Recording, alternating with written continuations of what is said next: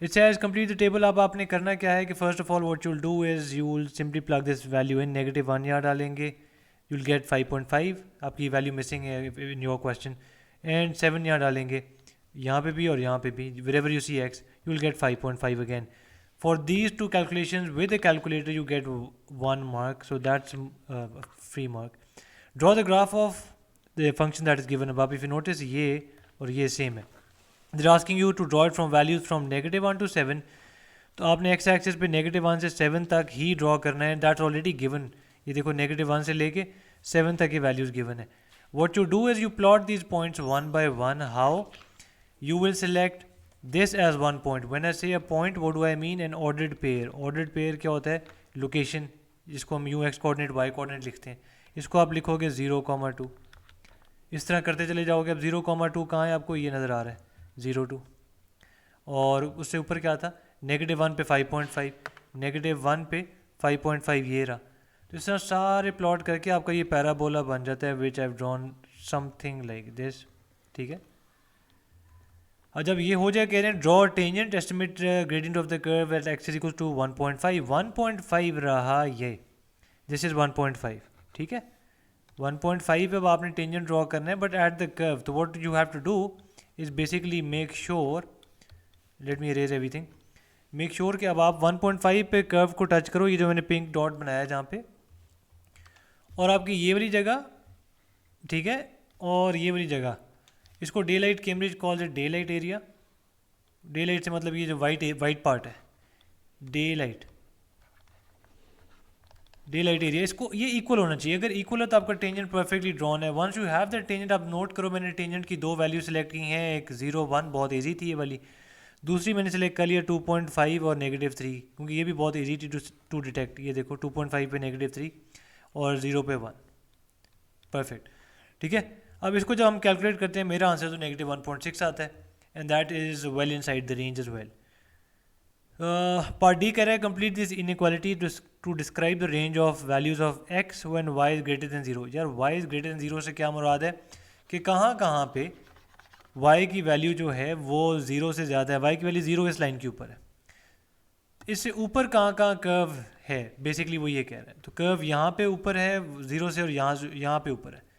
इन values पे उसकी value जो है वाई की वो ग्रेटर दैन 0 है, क्योंकि इज इक्वल टू 0 वाली लाइन ग्रीन है, ग्रेटर दैन 0 वही होगी ना जो उससे ऊपर है, तो दैट्स इन ऑरेंज। अब आप ये नोट कर लो, अब आप ये नोट करो कि कहाँ कहाँ पे है।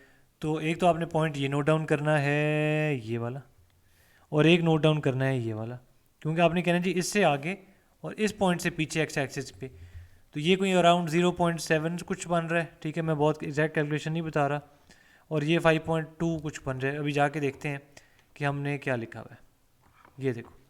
तो आपने कहना जी एक्स से 0.8 से लेस, और 5.2 जो हमने अभी एग्जैक्ट डिसाइफर कर लिया था ये वाला, 5.2 से ज़्यादा हो और एक्स 0.8 से लेस हो, जिसको हम 0.7 कह बैठे हैं वो 0.8 ही है। यहाँ पे देख लेते हैं, 1 2 3 4 5 6 7 8, 8 ही था। ठीक है, 8 जो हमारा कर्व बना हुआ है 8 से ही गुजर है।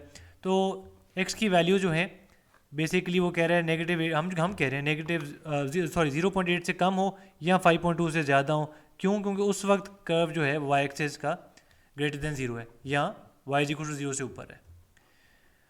Next part, on the same grid draw the line. यार ये बहुत बेसिक क्वेश्चन है, some student struggle with it. आपने एक्स और वाई और एक लाइन के लिए आपको 2 पॉइंट चाहिए होते हैं, आप बेशक 3 ले लो, आप -2 0 और 2 डाल लो एक्स की जगह बारी बारी, और जो y की वैल्यूज़ आएंगी उनको कैलकुलेट करके टेबल को फिल आउट कर लो।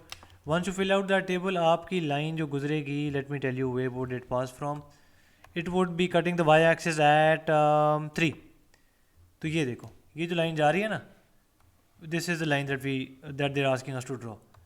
तो ड्रॉ करने के बाद मेरी ये लाइन बन रही है, उसको कैलकुलेट करने के बाद, सारा टेबल फिल आउट करने के बाद, once I have this line, अगला वो यही कह रहा होगा अच्छा ड्रॉ करने के बाद कुछ नहीं उसने कहा, यूजुअली वो कहता है कि पॉइंट्स ऑफ इंटरसेक्शन बताओ, बट यहाँ सोल्यूशन बताओ। खैर, और टिपिकल ये क्वेश्चन है थर्ड वाला कि जी ये फॉर्म ऑफ इक्वेशन जब आ जाए ना तो उसकी ए और बी की वैल्यूज़ बताओ। तो ये इसका राइट पे मैंने नोट लिखा हुआ है from my past paper session के, सब्सटीट्यूशन एलिमिनेशन और 3 मेथड होते हैं ग्राफिकल साइमल्टेनियस इक्वेशन को सॉल्व करने की। यहाँ पे हम सब्सटीट्यूशन से ये करेंगे क्या चीज़ सब्स्टिट्यूट करनी है किस में, आपने एक ओरिजिनल इक्वेशन लेनी है, ठीक है, ये वाली, और एक आपने इक्वेशन लेनी है जो लीनियर इक्वेशन क्वेश्चन में एक और गिवन हो, सिंपल। तो ये मैंने यहाँ लिख दी, और जो ओरिजिनल इक्वेशन थी वो मैंने यहाँ लिख दी। अब इन y को सब्जेक्ट बना लिया इसमें भी और इसमें भी।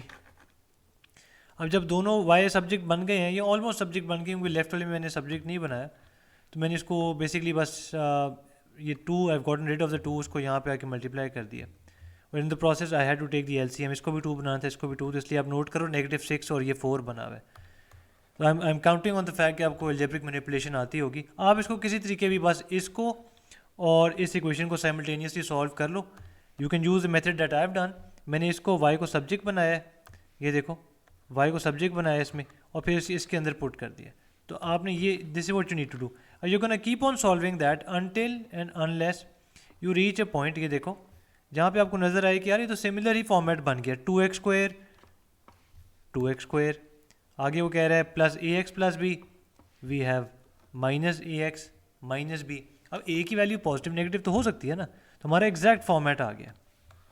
तो इसमें a देखो उन्होंने कहा था ये वाली वैल्यू आपकी a होगी, let me zoom in, x² के बाद जो वैल्यू होगी, जो x के साथ वैल्यू होगी वो a है, जो b जो जो कोई वेरिएबल साथ नहीं होगा वो b है। तो x के साथ जो वैल्यू है वो a है, जिसके साथ कोई वेरिएबल नहीं है वो b है। हमने लिख दिया जी a -9 और b -4, ठीक है। I rushed through this question because I'm counting on the fact कि you know majority of the part of this question graphs of function है, और अगर नहीं आता तो I'll be more than willing to explain it again. Do let me know in the comments.